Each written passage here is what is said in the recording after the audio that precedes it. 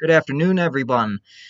We are coming in today for the, I gotta count here, third video of the American Revolution series, in which we will discuss the first half of the American Revolution from about 1775, immediately following the battles of Lexington and Concord, up to 1777, with the up to the Battle of Saratoga in the fall of 1777. We're going to cut it and split it off there. Now, I will go ahead and say right here at the beginning what our future plans are for this series as we kind of hopefully get this done either before the 4th of July or the last video may be posted on the 4th of July. I deem that the Declaration of Independence, this happens during this time period we're about to go over here. However, due to how significant it is and that it declares the birth of a new nation, essentially, and it's a very important document in the history of democracy, I feel that it is worthy of its own video, and thus, as the fourth part of this series, I'm going to do a separate video on the Declaration of Independence, how that came to be, and I will even read it out for you people, that way you know what it says. Instead of just looking at a picture and going, oh, that's the Declaration of Independence. Well, yes, but do you know what it says? That's the question. So we will do that as a separate video. That will be on next. And then to conclude the series, we will finish the other half of the American Revolution by covering the final years of the war from the winter of 1777 until the Treaty of Paris was signed in 1783. That will be out hopefully either Friday or on Saturday, one of the two. So that is our plan so far. So without further ado, let's go ahead and we'll jump right into here. In the last video, we stopped at after we had just covered the battles of Lexington and Concord. The American Revolution has finally broken out, and the colonies are starting to come to war with Britain. So immediately following the Battle of Lexington and Concord, be aware that Lexington and Concord was fought by the Minutemen against the British regulars. The Minutemen were basically militia, trained to be ready in a minute's notice, so to speak, is what the thing was, so that's why they're called Minutemen. Well, after the battles of Lexington and Concord, there are militias that come to Massachusetts from not only the other counties of Massachusetts, but from across the other colonies in New England, mainly Connecticut, Rhode Island, and New Hampshire. Vermont was not a colony, neither was Maine. Vermont actually is very kind of twisted because it was claimed by both, if I'm not wrong, it was claimed by Connecticut, it was claimed by New Hampshire, and it was claimed by New York. It was the 14th state, the first state to really be admitted because Congress could try to get the newly formed states to decide who owned the territory. None of them could come to a compromise, so Congress just said, okay, you can't make up who owns the territory, so guess what? We're just going to give it its own status.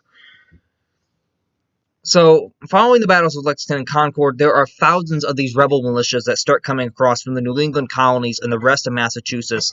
And keep in mind that after Lexington and Concord, the British had retreated back to Boston. They had been chased all the way by the militia, had incurred casualties on the way back, and they were now holed up in Boston due to the fact that these militias were not only coming in, but they were blocking the roads out of Boston. They were basically funneling and trapping the British within the city. They didn't want them getting out. They were furious. Blood had been spilled.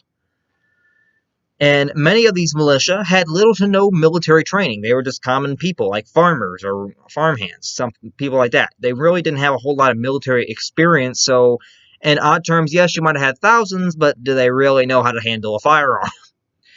So due to this, they did need some training. Now, this did come as there was a few militiamen that came that were former veterans of the French and Indian War, had gotten war experience, or were former British Army soldiers, and these included individuals such as John Thomas, Israel Putnam, and John Stark, as well as who became the commander-in-chief of militia, who was known as Artemus Ward, and they quickly tried to organize these kind of ramble-jamble militia groups that were coming into the Boston area.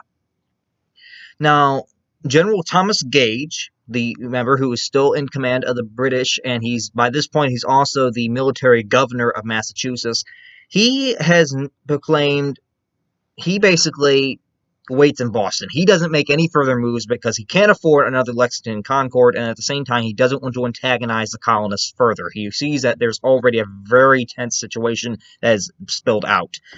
And he tries to basically keep his forces in Boston while he's waiting for reinforcements that are on their way from Britain and Ireland. And among these reinforcements, there are 3 generals to come and help him, and these are William Howe, Henry Clinton, and John Burgoyne, who all arrive in about late May. Now, in mid-June, Thomas Gage kind of gets in his newly arrived generals, and he places William Howe as his second in command, basically. They set up an attack plan to launch an attack on Cambridge, Massachusetts, which is where the rebel militias mainly had their main headquarters, their main area of operations. And Cambridge was just north of Boston and Charlestown. And he hoped to do this by not only taking the rebel HQ, but he also hoped to clear Boston Neck and scheduled this attack for June 18th. Boston Neck is the narrow little isthmus of land that kind of connects Boston to the mainland. And the rebel militia, or the Patriots, were basically blocking the route in and out of Boston on this neck. The British couldn't get out, and no one could get in. Now, Artemas Ward, and his rebels, militias, eventually got wind of Gage's plan, and they cause him. This causes Ward and his fellow commander from Boston, Dr. Joseph Warren, to kind of decide to relocate their rebel militia army away from Cambridge, and in an attempt to try to thwart Gage's planned attack on Cambridge, they're going to move the forces to the heights and hills above Charlestown, which is just across the Charles River from Boston, and they're going to seize those hills and set up atop of those hills, and that way they can kind of be a provocation to Gage that not to attack Cambridge, because now they're seizing the heights just across the river. They're going to attack to try to invoke Gage to come to a battle that would be more on the Patriots' terms. Well, on the night of June 16th, General Israel Putnam and Colonel William Prescott, they lead a small force of these rebel militias to the heights above Charlestown, and they have instructions from Ward to build fortifications on Bunker Hill, which was the largest rise on the Charlestown Peninsula.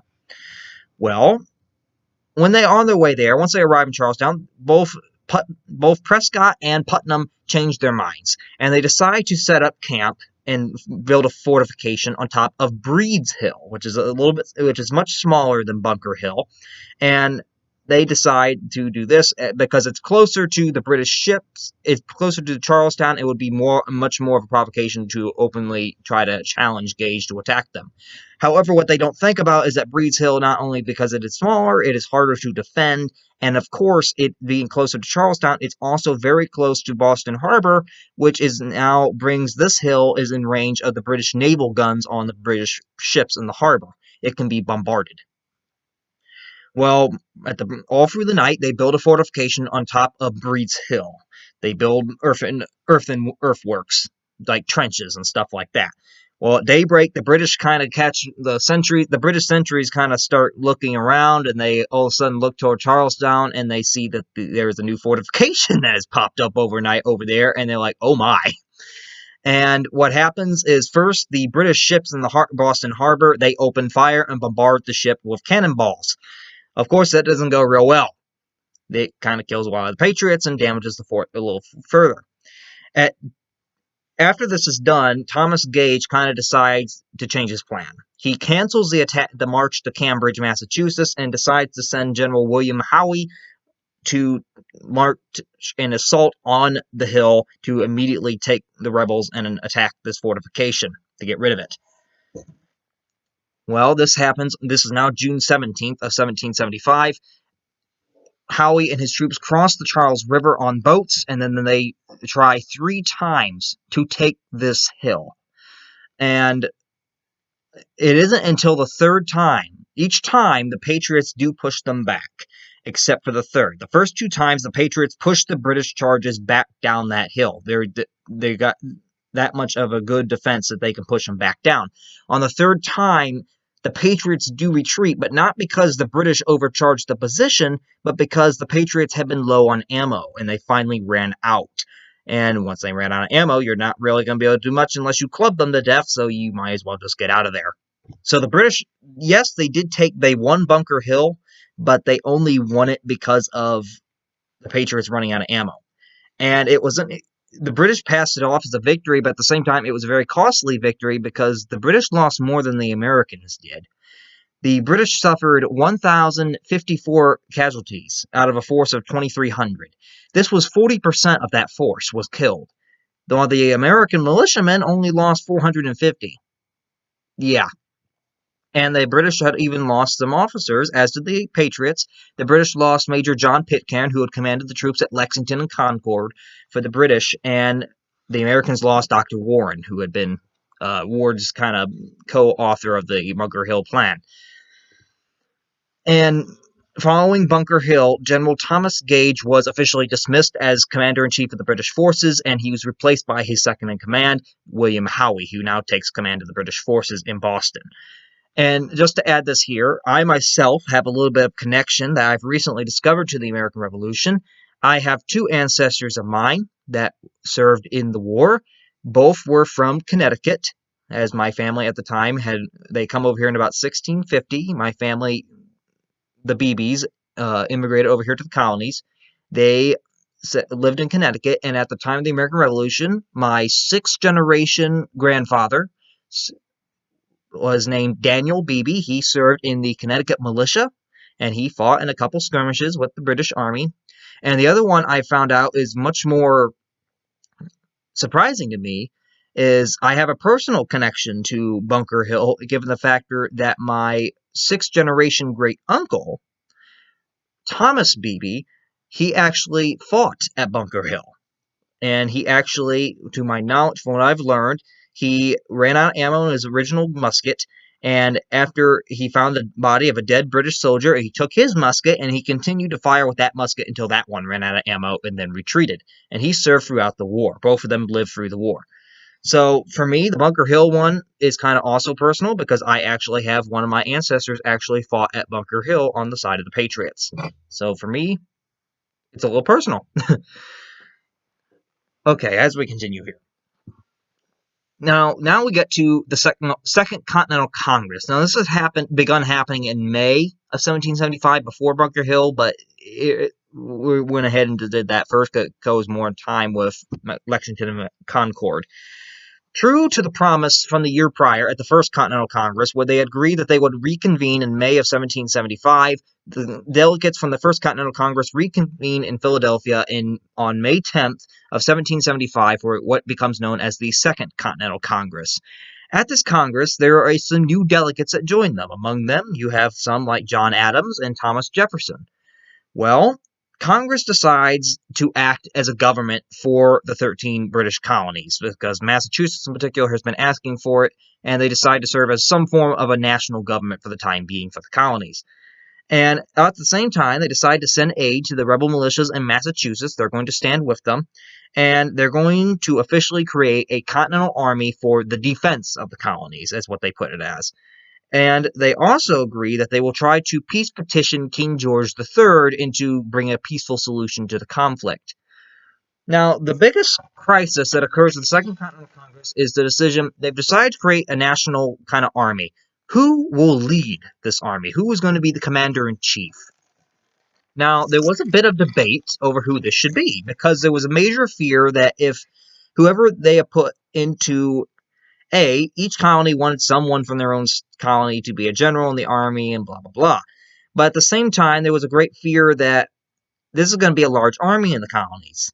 And if you put a general in there who's not really going to respect the colonies at all, he could very easily, if he had political ambition, kind of become quite tyrannical and turn against them. So they wanted to ensure that they gave the commander-in-chief position to someone that they could trust, someone who they didn't think was going to use that position for personal gain. And they ultimately come up with three likely candidates to choose from. And the first one is John Hancock, the patriot from Massachusetts who had been a very good friend and cohort of Samuel Adams. However, Hancock is immediately almost passed over for the role because of the one factor. He has absolutely no military experience, so he exactly wouldn't be good to lead an army. The next candidate sparks a little bit more debate, and that is by someone by the name of Charles Lee. Now, Charles Lee had been born in Britain, but he had moved to the colonies, and he was a loyal patriot. He had recently just dropped out of the British Army to join the Patriot cause, and he had tons of military experience. However, he had a very big shortfall, and that was the fact Lee was kind of vain and he was very arrogant. He thought he was better than most people, and the Congress kind of debated whether or not he would try to do something for his own personal gain if they put him in command. The third candidate is the one that they ultimately settled on, and it's the best choice, and the one that we all probably know. And that was none other than George Washington himself, the good man himself. George Washington, although he was not as experienced as Lee, he had some experience. As we mentioned in the French and Indian War video, Washington had served as a Virginia militia commander during the French and Indian War, but he'd only served for about 3 years. So he really didn't have as much military experience as we would commonly think. But he was also from the southern colonies, and this also worked to the Continental Congress's benefit, given the factor at the time most of the patriotic fervor in the country was in New England, in the New England colonies. The southern colonies were still kind of iffy to really join in with the revolution, and if they put Washington in command, it would include a prominent southerner from one of the southern colonies, showing that it's not just the New England colonies that are wanting this revolution, it's all the colonies, even the southern ones. Try to be more inclusive of everyone in the colonies. And Washington also had another thing. Many of the delegates realized then and there that Washington, he doesn't really seem to have any political ambition of his own. He seems to be willing to serve, but he doesn't seem to be willing to have to do anything else afterward. And they kind of take notice of this very quickly. And Washington, even at the Second Continental Congress, when he comes, he's the only member to come dressed in his full military uniform, basically trying to show that he is prepared to take command right then and there if they should ask him to. And they eventually, the delegates, led by John Adams, they eventually start nominating Washington, and on June 15th, Congress officially offers Washington the command of the Continental Army, of which he accepts, but Washington does one thing. One day he accepts it, Congress offers to pay him for the position. Washington refuses the pay. The good man himself, who's getting offered pay, he refuses to be paid for this. He is doing it voluntarily. And within a week, Washington is already taking command of the Continental Army as he is heading up north to Boston to meet up with take command there over what has become known as the Siege of Boston, as the rebels are still surrounding Boston, trying to take the city. Even though they've been pushed off the Charlestown Peninsula, they are still surrounding the city and still trying to take it, laying siege. And at the same time, about a month later, Congress does send what becomes known as the Olive Branch Petition to King George III in trying to get him to bring an end to the conflict. In this petition, they kind of state that their grievance is with Parliament. They have nothing against the people of Britain, and they have nothing against the king. And they're trying to just ask King George to intervene on their behalf, try to bring a peaceful solution. Well, just before this petition gets there, news reaches Britain of Bunker Hill. And King George hadn't really thought nothing really of Lexingtonn and Concord. He thought it was a minority rebellion movement. There wasn't to him, losing maybe a couple hundred soldiers wasn't a bad thing. He didn't think it was a big thing. It was minor to him. Now you got over 1,000 British soldiers have now been killed outright. And now the king is PO'd. He is not very happy at all at this point.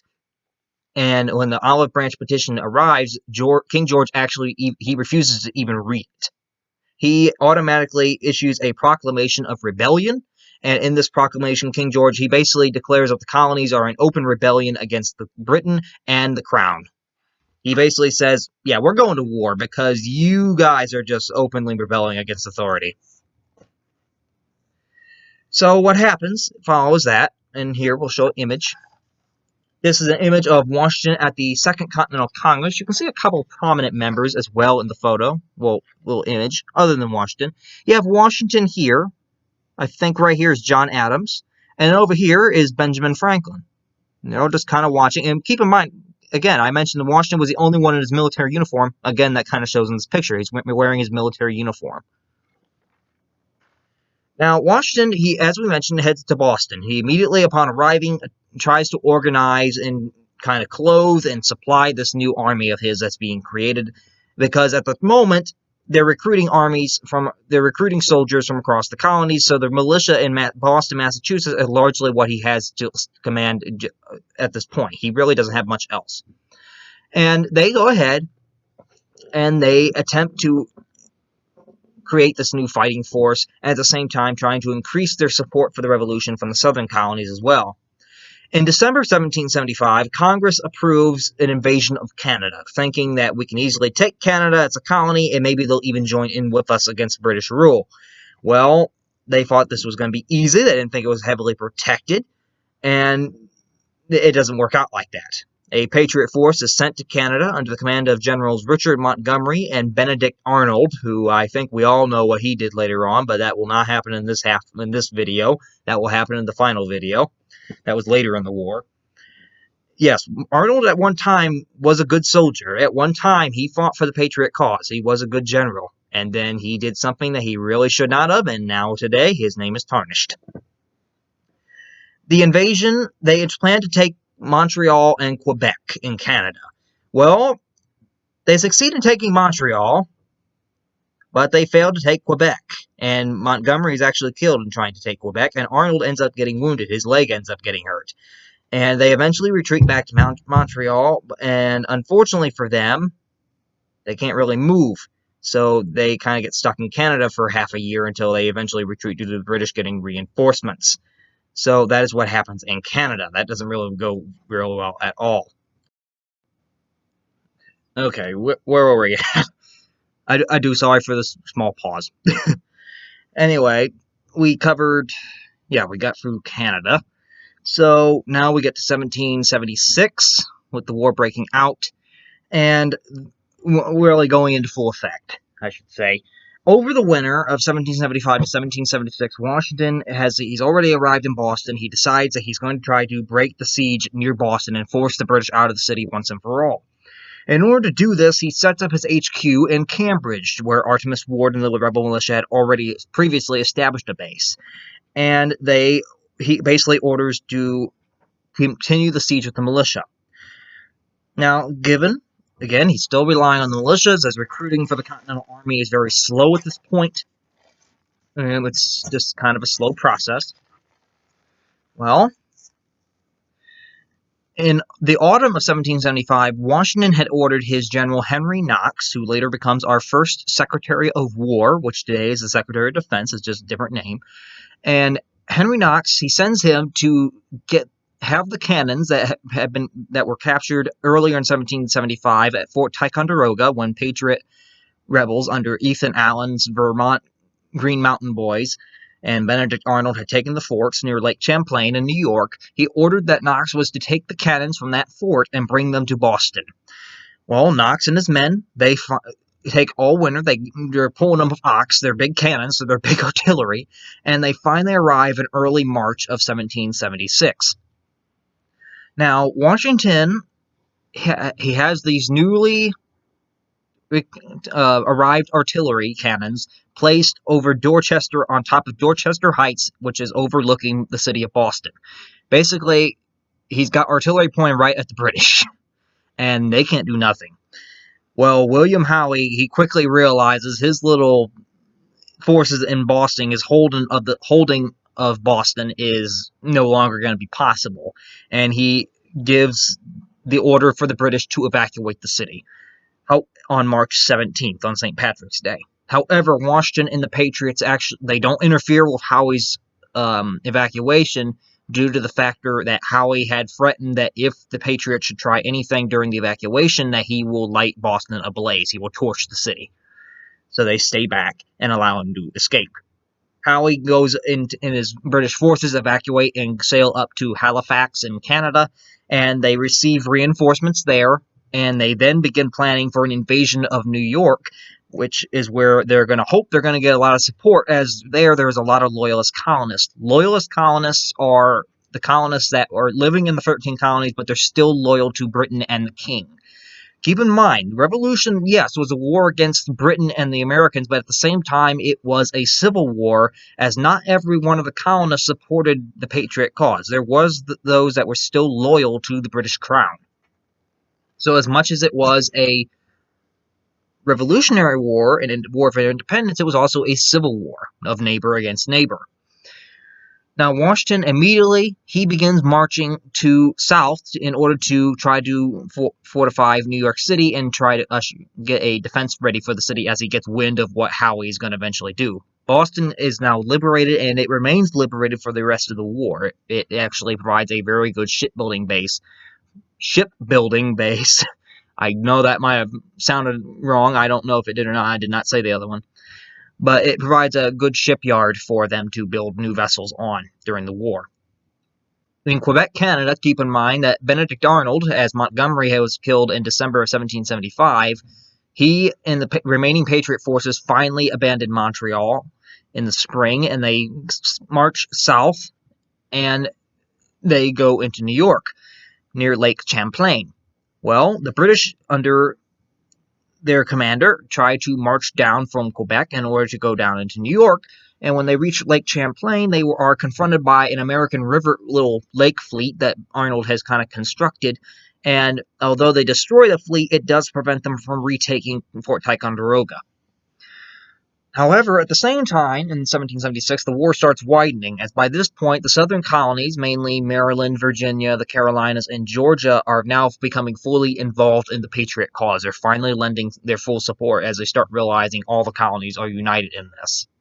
And the war, as the other colonies start joining in, the war starts spreading from New England, and now it's going down south. The British are focusing forces in other areas as well.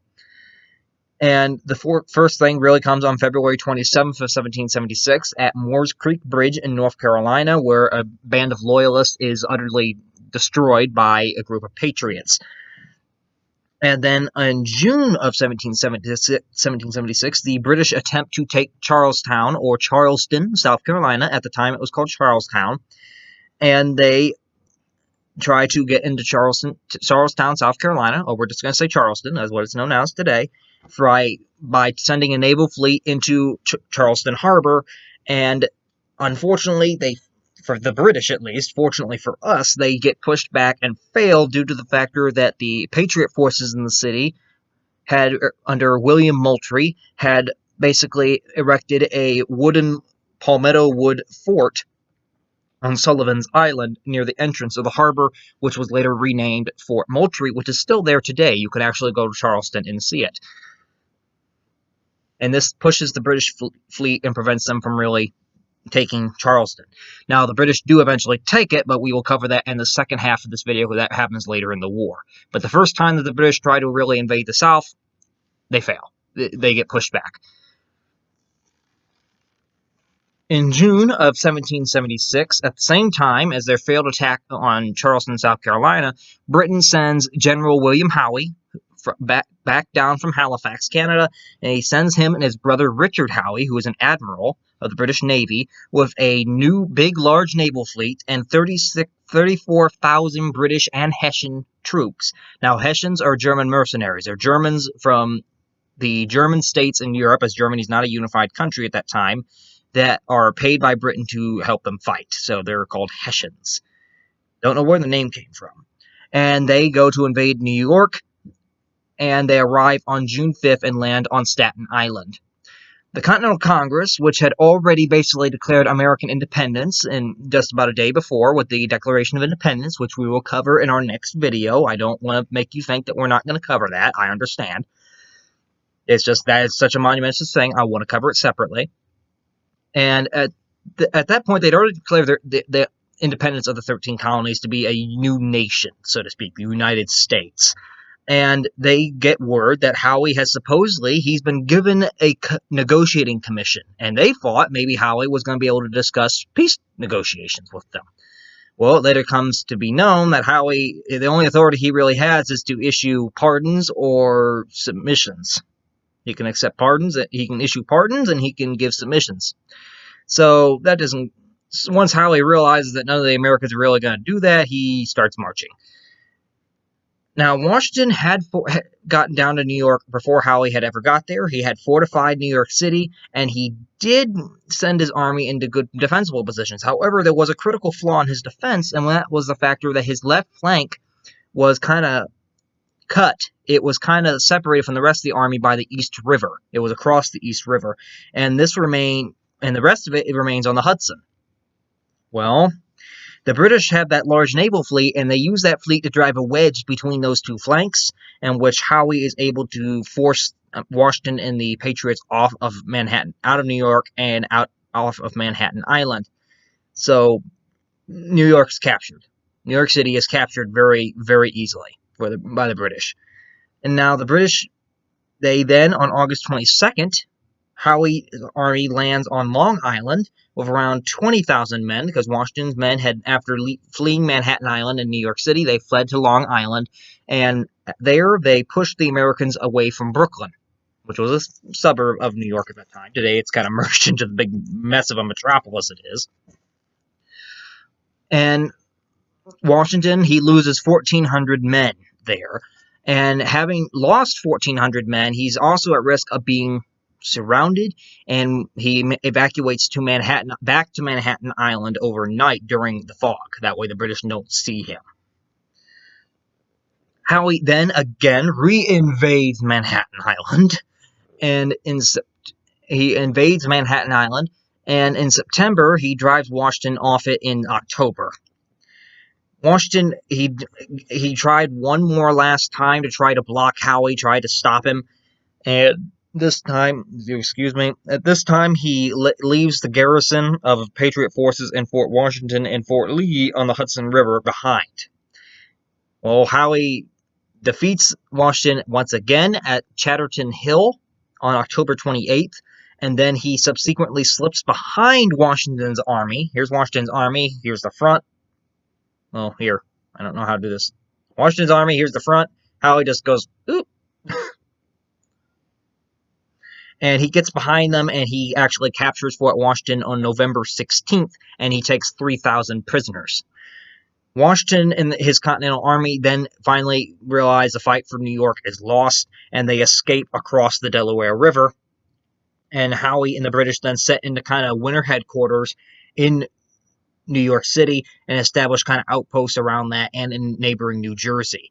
Now, when I said winter headquarters, back then, winter was very brutal. It was not exactly common time, and even up to about World War I, maybe even World War II, it was very common for armies to take a kind of a break during the winter to allow their troops to rest, to enjoy the Christmas holiday, and it was just easier to conduct battles in the summer because you didn't have to worry about trudging through snow. So the British kind of settle down. They're not going to move anymore. Well, Washington really can't. He's still kind of trying to find a safe place for his men to kind of rest, and at the same time he wants to inflict victory against the British because his men are losing faith. His men are starting to have great doubt as to whether the Patriot cause is going to win or not, because by this point they've lost New York City, they've been pushed out of New York, it just looks very dark for them, and they're not sure they really want to be a part of this anymore, because they're really starting to doubt that the independence movement is actually going to win. And a lot of them were volunteers and had contracts to serve for a certain time period. And once these contracts were kind of up, many of them, although they could stay on their own decision, they could still continue to stay and fight. Many of them go ahead and they leave. And Washington's men and his army starts depleting very rapidly through late after November up till about Christmas Day. And then everything changes a little bit around. Oh, I want to show this one too. These two while we're at it.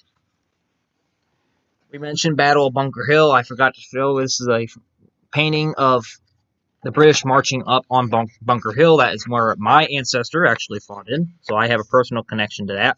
The Americans were up here on Bunker Hill. The Bunker Hill battle is kind of poorly named, because we know it as Battle of Bunker Hill, but it actually occurred on Breed's Hill. That was the initial hill they were originally built it on, so we know it as that, but it actually happened on Breed's, so it's kind of a very poorly placed name, but the Americans were up here and kept pushing the British back. They couldn't get up that hill. It took 3 times for them to march up that hill and take it. Again, and then here we have William Howe, the British commander-in-chief of the British forces in the colonies at this point in time after the Battle of Bunker Hill. This was him.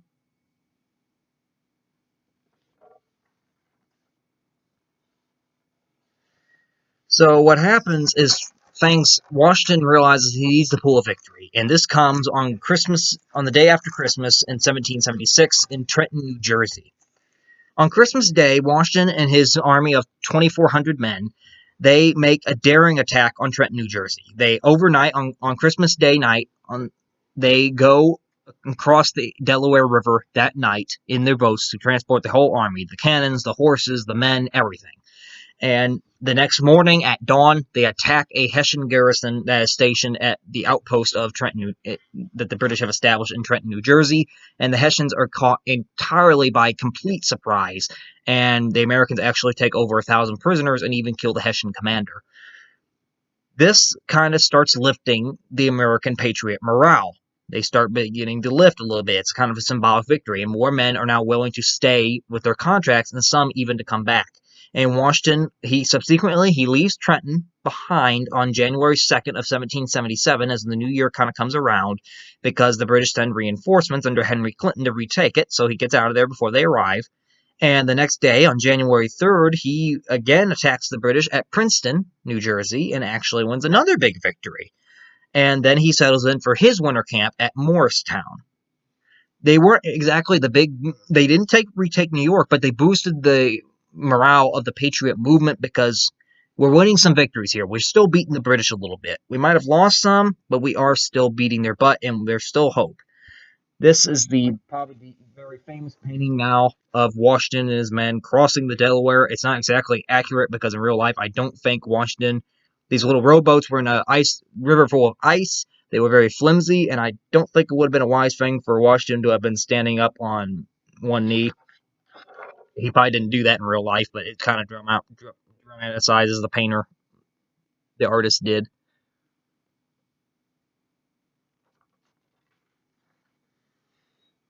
Well, now we get to 1777, or the year of the hangman, because if you ever look at 1777, it's got 3 sevens, and a 7 at times kind of looks like the hangman's noose. So it was going to be a very critical year, and it sets out to be one, because the British kind of changed their whole strategy. The British decide that they're no longer just going to try to contain the rebels, they're going to try to divide them. They realize that the most sentiment for the Patriot cause is located in the colonies in New England, Connecticut, New Hampshire, Massachusetts, Rhode Island. Well, they decide they're going to split that off from the rest of the colonies. And what they're going to do is send an army to divide the fangs down from New York, and they're going to divide those colonies and cut them off. And Britain at this time is becoming a little more desperate because they realize the war was not going to be quick, and they're also realizing we do need to end it quickly, because if we don't, we have many European neighbors of ours, mainly France, who would be more than happy to take advantage of this situation and join in with the colonists in declaring war on us to just weaken our empire. And they weren't exactly wrong. France was already providing financial assistance to America, and it was more than willing to possibly intervene and join them as allies once America had declared independence. But although the French people wanted to go to war and avenge the loss of Canada in the French and Indian War, French King Louis XVI and his government were really kind of cautious to do so, given the factor they feared if France gets in at the wrong time and the Patriots don't win and they surrender to Britain before we do get any troops over there, the British can take even more of the French colonies, and on top of that, it's going to cost some money. It's probably going to cost some military thing, which we may not be able to cover. So at the time, they just send military financial assistance. Well, General John Burgoyne, who had arrived in Massachusetts just before the Battle of Bunker Hill, when Gage was still commander, he is given the task of marching south from Canada to join Howe in New York. And he's the one that's going to come in and join in, and he's the one that's actually going to lead this campaign. Now, Howe eventually kind of numbers, he does the math, he thinks Burgoyne has enough troops to operate independently of his own. He doesn't really need to be with him. So Howe decides that he's going to let Burgoyne lead the campaign independently, and he's going to march south from New York and go toward Philadelphia, which is the proclaimed Patriot capital, with the Continental Congress being headquartered there. So he starts heading down south. When summer comes, Howe starts marching toward the Chesapeake Bay.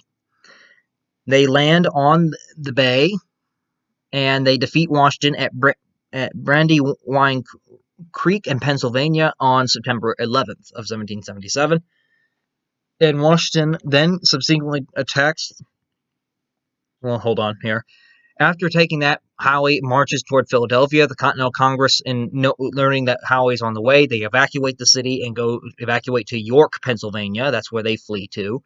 And they leave Philadelphia, and Howe eventually enters and takes the city on September 25th. So now the capital has fallen. And Washington attacks the British shortly after on October 4th at Germantown, and then he kind of sets in for winter at Valley Forge in Pennsylvania. Germantown's kind of more of a draw. It's not exactly a concluding big battle. Basically, Howe kept continuing to kick George's butt. He really did. And it wasn't exactly due to Washington's mind. It was more due to the British just had superior numbers. Now, the biggest battle has yet to happen, and this is the most significant. And that is, as we mentioned in the beginning of this video, is the Battle of Saratoga. Well, even though it really didn't happen at Saratoga.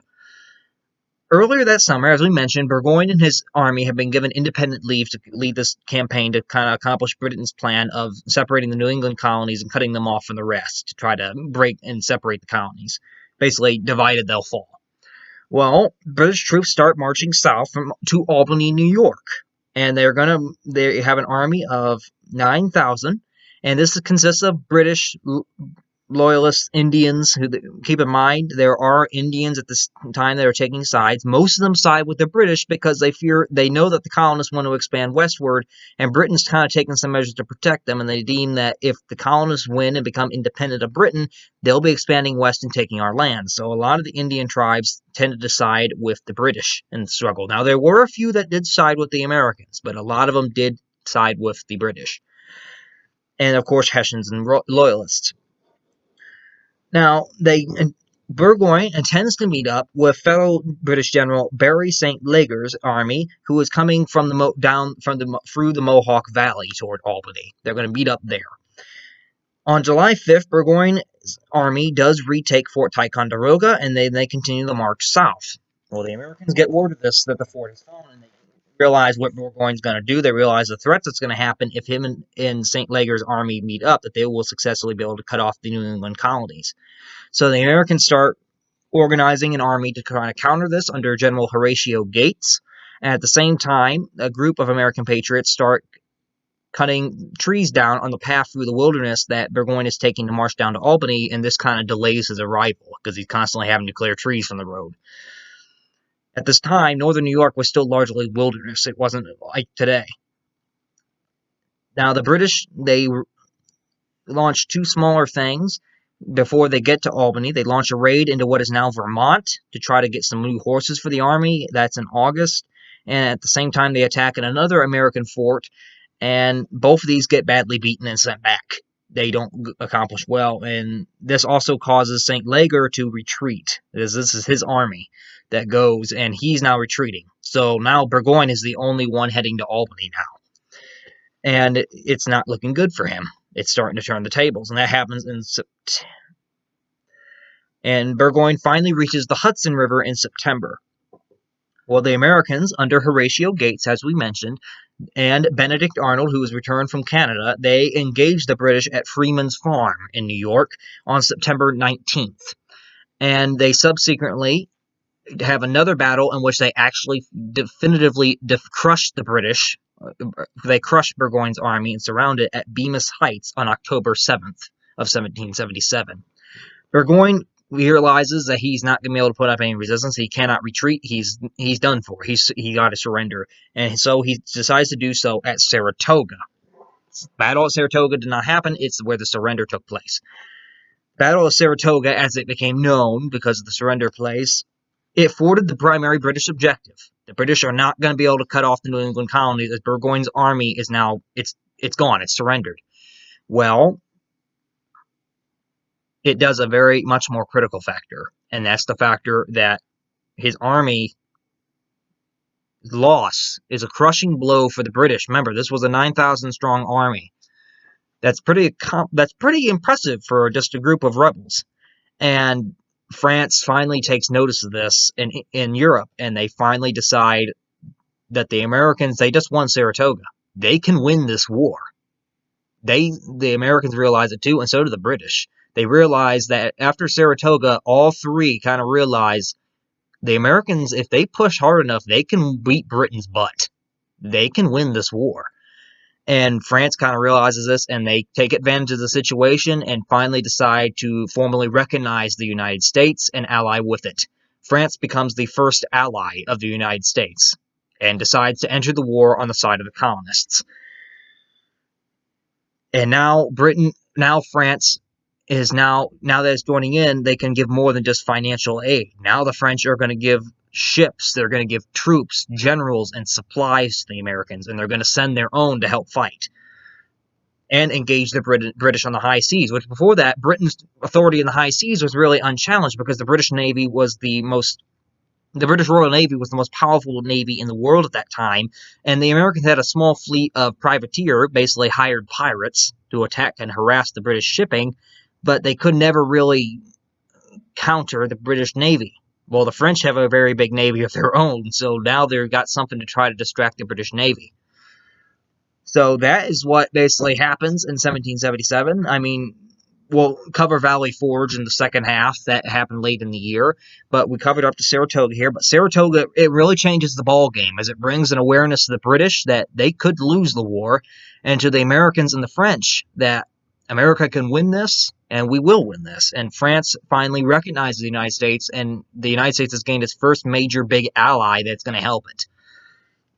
So keep that in mind. France was, of all the nations in this world, France was our first friend.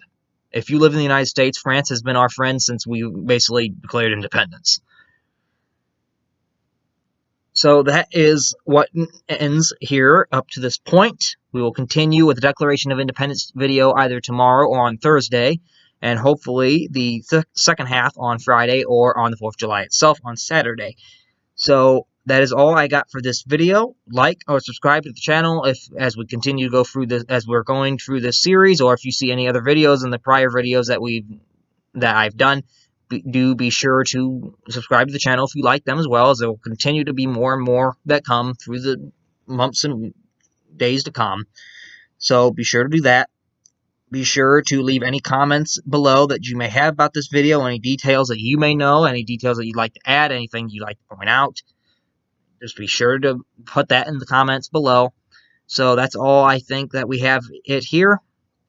So we will continue the Declaration of Independence. We will talk about America's where that really came from, how we really declared ourselves to be a new independent nation that was conceived in liberty, and we will discuss that here in the next video to come. So hopefully everyone continues to have a good rest of their day, and we will see you back here for the monumentous document discussion of the Declaration of Independence.